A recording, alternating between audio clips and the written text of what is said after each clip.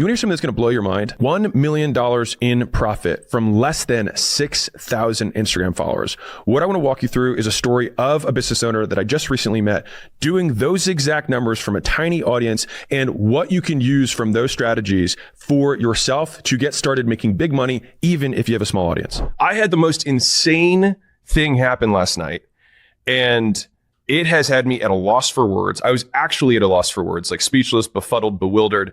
And I was like, what is going on? And it took a concept that I kind of believe in, and I've made some moves around it. And it took it to the absolute hyperbolic extreme that you could imagine. And it still held true. And I think that for business owners who are listening to this, for people who make content who are listening to this, but just in this is going to, I mean, it has slightly nudged how I see the world. And I'll just put it that way. And I feel like a lot of the beliefs that I have around the world are still relatively, I hold on, I believe them pretty strongly. So here's what happened. So we had a company come in, and the lady who owns the company is a registered dietitian. And I'm not going to shout her. I would shout her out because I want her to get all the kudos in the world, but I don't want it to mess up what she's doing. And so that's why I'm going to keep it anonymous.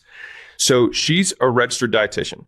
She takes home just under $1 million a year helping other registered dietitians bill insurance correctly. And so it's super niche in terms of what she's really good at. So she knows how to be an RD and help people bill insurance codes properly. And so the average, I think a dietitian adds like $100,000 in income using just like her kind of coding system for billing them, right? Crazy niche, crazy niche. And so I spent some time with her. We talked about her business, some things. I was like, hey, I think you can move this stuff around. And I think that the business could probably do about $3 million a year to $5 million a year in profit if she just moves some of the things around that we talked about. And so I was like, cool, this is great. And so we had dinner, and I was like, hey, let me see your Instagram. So I just wanted to pull it up because I was going to make a point about something, because I assumed that she had, like, I wanted to see what kind of content she had. I assumed that she had at least a relatively large following. I honestly hadn't looked. Shame on me. And this is what happens. I pull it up. Number one, her account is not verified. And I'm like, this is your number one source of income and you are not paying $14.99 a month. Like, what are you doing? What are you doing?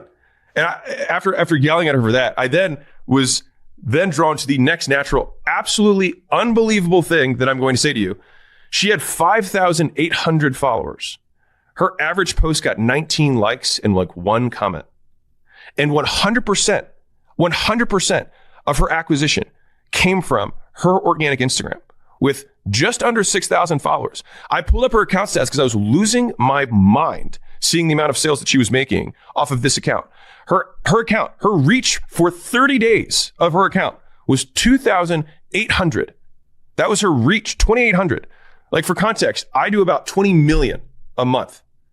Context. And I was like, what is happening right now? Like, what is going on? How is this possible? And so she's doing 10 plus sales a day at a low ticket price and doing 3-ish sales a week at a higher ticket price. And when I say higher ticket, I'm talking like, $4,000 or $5,000 type price point, and then a lower ticket thing for just like some cheat sheets of like, here's all the codes and this is how you can do them, whatever. And a 10 a day. Okay. And so that's the big story. Now I'm going to zoom out and I'm going to say what I think is so cool about this. So she says this, and I was like, how are you doing this? And she was like, you know what? I got my first sale when I had 8 people on my email list. 8. And I was like, that's nuts. And she was like, yeah, so it was really confirming for me that like there's people were listening. And so I was like, well, how big is your email list now? And she's been doing this for a few years. I told 2,900 people on her email list. And she makes sales from emails. And it was such a great reset for me. It was such a good nudge as a reminder that the view count you have on the other side, the 19 likes, like there's a real person on the other side of this that is watching your clip that has 5 views. There's a real person who's opening up your emails when you have a list that has 300 people on it. Like, people are watching, people are listening. And the thing that was unique that I found about her, I'll say 2 things, and I think that there's a really good meta concept here. One is her content was consistent, and she said, yeah, I do 1 post and I do 1 story every day. And but she was like super proud of it. I was like, this is adorable and also crazy.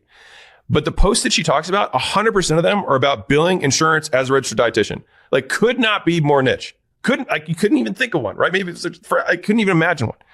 And despite that, she's making the sales that she is. And so I'm going to zoom out on this because I think it's really interesting. So if you go to Alex's homepage, right, like as a user of Instagram, my user page, I've showed this to people because people are like, this is really weird. All I have is philosophy stuff, comedy, and gym equipment. Like that's my whole feed. I have no news. It's philosophy, comedy, and gym equipment because that's what I look at. And what's interesting is that the philosophy is a lot of those are kind of like mid-size. The comedians are mass market, so a lot of those guys are bigger. But I get tiny comedians, like 5,000 follower, 10,000 follower comedians get shown to me all the time because Instagram knows I like comedy. And equipment dealers and equipment manufacturers and metal fabricators, not always the best marketers. And so like these accounts that I follow there have like 500, 1,000, like 2,000, like they're not huge accounts, but I get served everything in that space on Instagram because that's what I'm into. And so I think that there's a couple of really interesting things here. One is that I think that niche content will make you a hell of a lot more money if that's what you're actually selling. And here's the thing, I have learned this lesson twice. So I like to pretend that I'm, I like to think I'm a fancy businessman who learns all these lessons, but I have messed this up 2 times, not 2 times.